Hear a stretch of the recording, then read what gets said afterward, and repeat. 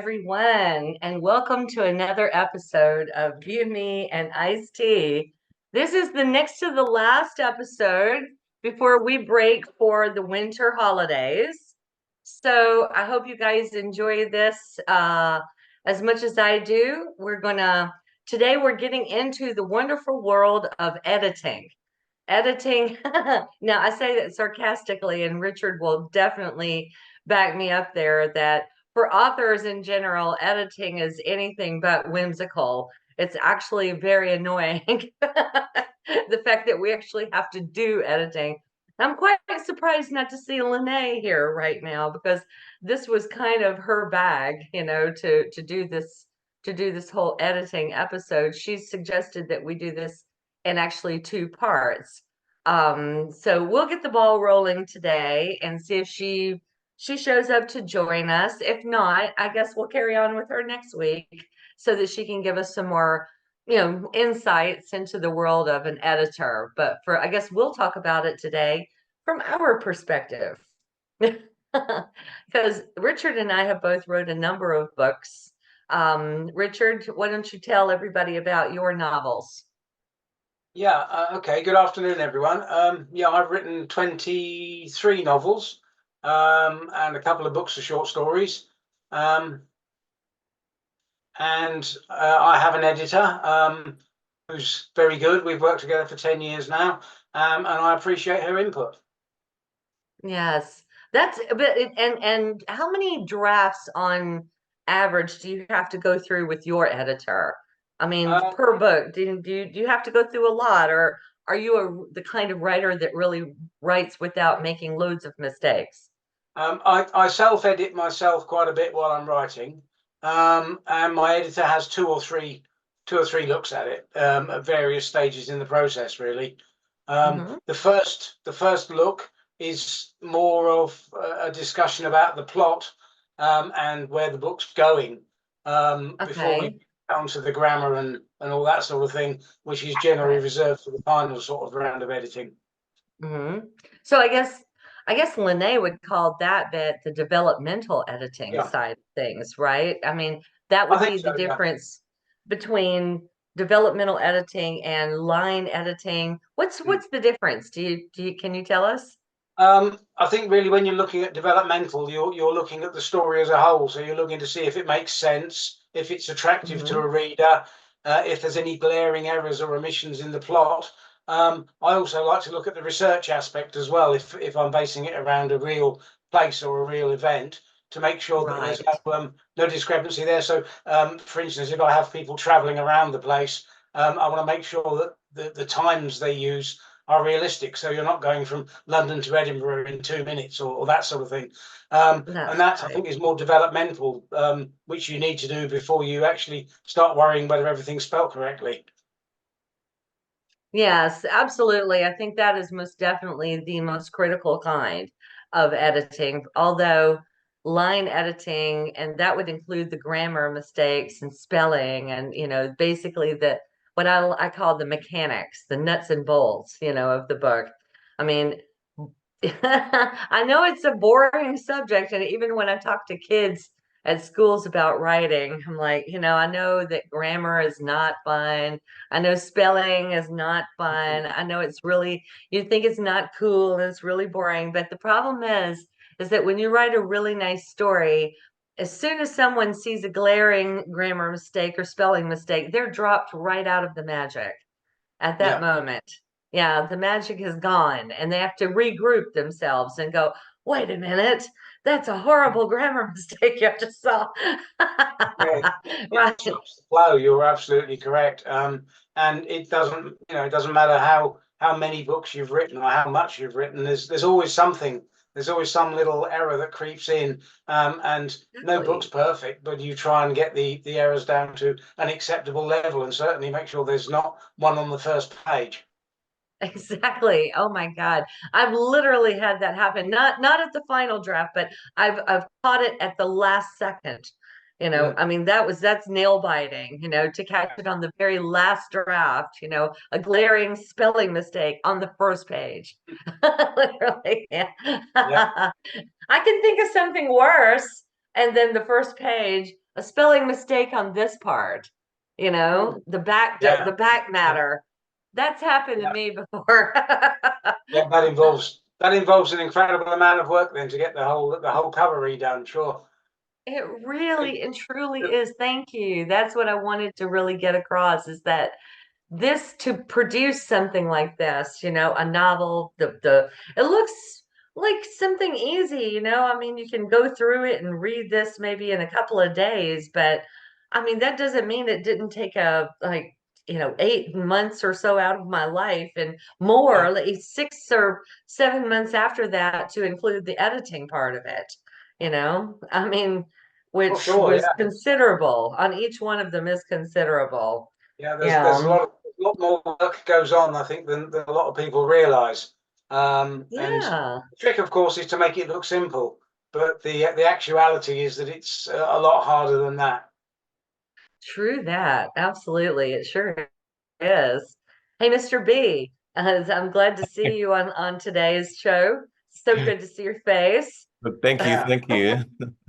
And I was here and I hit a button and I was like, we have a good habit of not hitting that button, but you took it right off the bat from my mistakenly starting the recording. And I thought it's like sometimes in life you can't edit out everything, you just have to go with it. And Speaking that of was editing, right. So since you can't edit out everything in life, you do go with it and you just swallow it as it were. Some of the things I mean, I think I have an okay vocabulary and I do have a lot of help when I want to do grammatical checking or consistency flow of thought. But I like to see, and I know there is a lot of additional things in the book we don't always think about when we just pick up a book, like the word repagination. You know, when people are reading, it's really nice to get a new idea onto a new page, and so Mhm, you leave it, or we always call the widows and orphan hangings and those type of things, not to have them in books. In mhm. newspaper articles and online, I think they go so fast nowadays. I see sometimes a double word, and your spell check is never going to pick up when you have two words. I Absolutely mean, not. nowadays, I think my latest computer is doing this, asking me why do I want both words, so they'll underline it in green or something on computer wise. Right. But if you have two very well spelled words sometimes sitting right next to each other, they may get away with it. And you're this writer, what was he trying to True. write when he put two of the same words successively and you knew it was wrong, right? And yeah, all these Absolutely. editing things are there. I'm not sure if you notice. I noticed in the book a lot of some other books, little I don't know what to call it. It's not emojis, but they're little waves and dashes and dots and things that kind of decorate the book to make it look kind of. In my book, I had it. I have orange underlines underneath the number, and I have some Really? classy Oh, swirls. wow. No, Okay. All right. you Well, I didn't mean, notice my orange underlines? I mean, okay, now that you mention it, yes, I did notice that. And I was wondering what that was about, yeah, it's honestly. and because I it mean, was you're just putting. emphasizing a word. And Yeah, it that's would you no, were this trying to one was my brand. My emphasize. brand colors were sweeping through the book and putting it in Mhm. the appropriate places. So the same orange on the book cover and the hardcover and black on the outside with orange on the Right. sleeve. So So underneath, that was your color scheme. I get it yeah, and the now. whole color scheme is a form of Okay. editing for a book that kind of goes from a beautification perspective if you wanted that, as compared Right. to times when it's not necessary. Right. Well, here's the thing. There's not really, in terms of, beautification, there's really no rules, in terms of that, especially for us, for a book that you're reading like yours. I mean, that would be something to improve yourself, to improve your perspective on life and everything. I mean, Right. it's motivational. It should have its own particular brand image. I think that that's probably really smart, And that's what to we do did. that. That's what we did, yes. And Right. make sure we made sure the fonts were right, the spacing. I called on purpose for the spacing because I said, well, I'm older and I can't see those little tiny prints. So I don't want a book with little tiny prints. So it's a form of Yeah. editing where you said you're not going to have some places have little tiny prints and some places. have larger. And I can't abide by the tiny prints either. I right. mean, those of us in our age group, thank you for that. Thank you.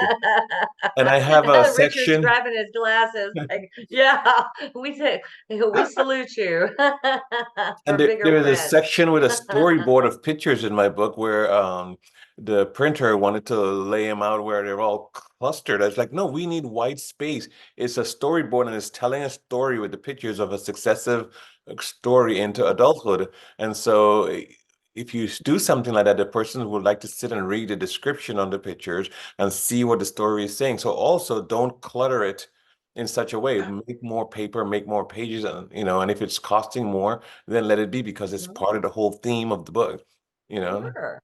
Yeah. And so Absolutely. all of White those space things, is very important. sorry? Yeah. So The, white space is very important. It helps the yeah. reader as well because they don't feel quite so cluttered in their own mind when they're trying to decipher it all. So it's a good thing to have.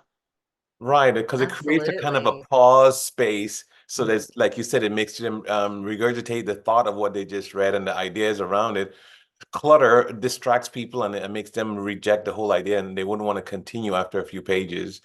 And so Absolutely. why we're saying this and why it matters is the whole formatting is not just the letters or the words. I mean, I can talk to my computer and it knows how to make spaces and everything and correct words.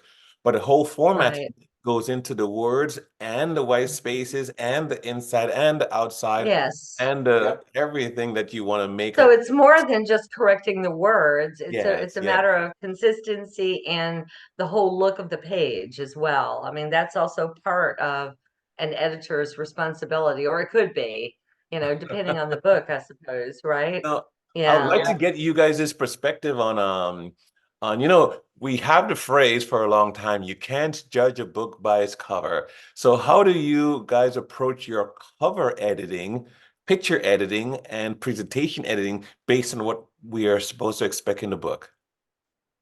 Well, I mean, oh gosh, this has always been tricky for me. Richard may have more experience than I, but I mean, I've changed this cover like 3 times for the Hakima's Tale. I think I finally got it right. I really did. I mean, now I'm very happy with it, with the genie eyes at the top and a woman on her magic carpet flying away underneath howling wolves and a genie's smoke coming out of a lantern.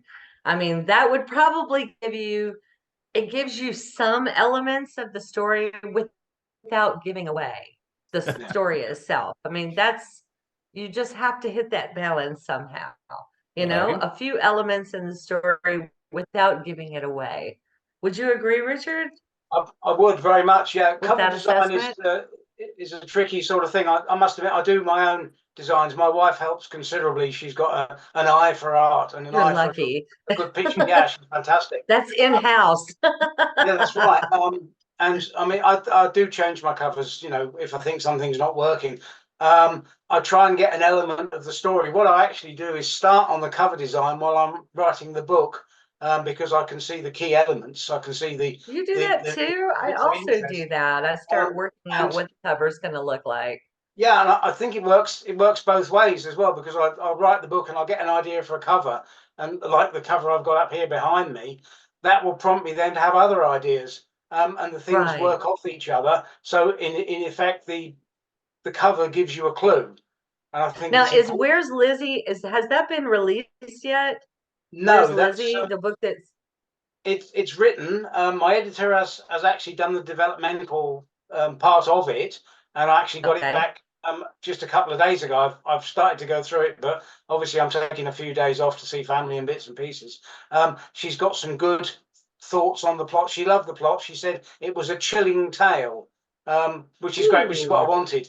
All I've got to do now is sort of finesse it, I suppose. The cover indicates sort of "Don't look for me." I think, or don't Mm, find me, which is what I wanted, and that doesn't give the story away, but it gives you a clue as to what might be happening. And I think it's right. important that the cover leads you into the book. Okay. Is it a missing teenager? Am I right? It's a child is kidnapped, Ah, but right. the parents of the child never hear from the kidnapper. and Whoa, they don't know why the scary. child has gone Yeah. until much later in the story.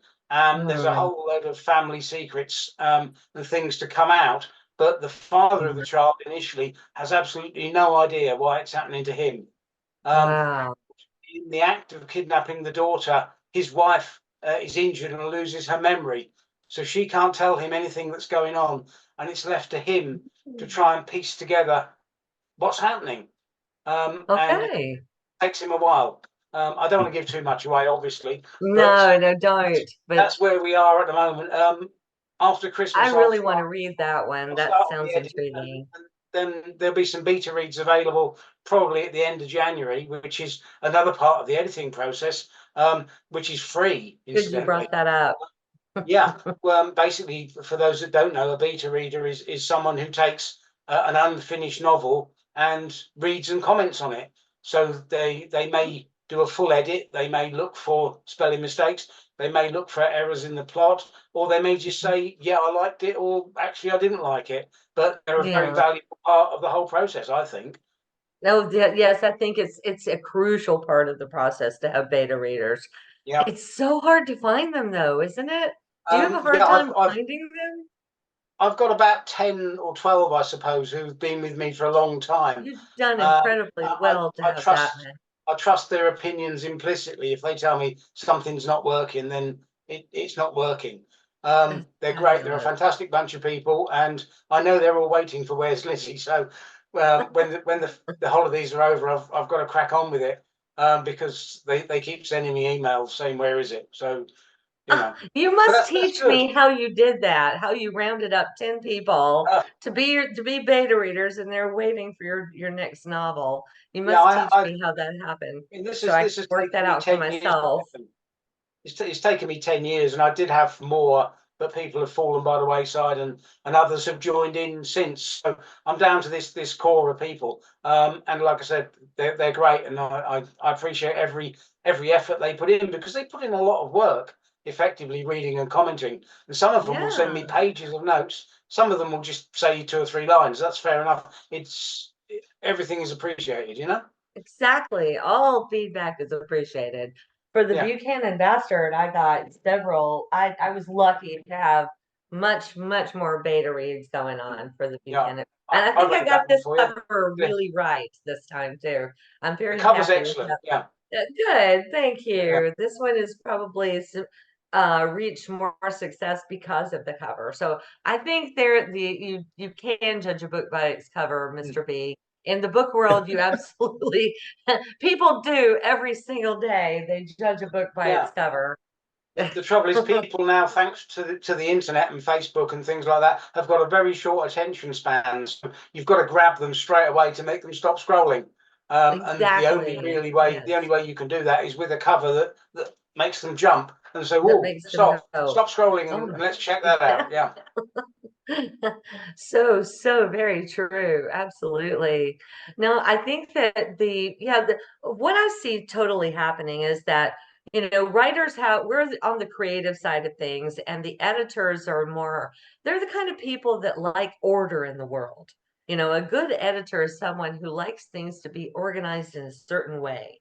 And it really bothers them when it gets something's out of sync. That's why I'm actually quite sad to see that Lene did not come to this episode because I was kind of waiting on her zany, input about yeah. that because she truly is a very good editor. She was Oh the yeah, editor she's looked through for some the of my Buchanan. stuff. Yeah, She has. I know she's yeah. seen some of your stuff as well, but And she's very good really good. comments, very insightful, and I'm very grateful Very for it. Sure. insightful. Well, she started off being a voracious reader. I think a good editor starts as a voracious reader. And Yeah, they go through books like gangbusters, and they really can tell if there's a sentence or a phrase or some logic, some flaw in the logic that drops them out of the story right away. And she's also been very good to do that for me as well. And it's always been so valuable for my novels. She's done that on several of them. yeah. So, but yeah, what about editor? Have you ever had an editor though that has been kind of thrown you off so much that you felt like maybe you're not a great writer? Have you questioned your ability after an editor has gotten through with you?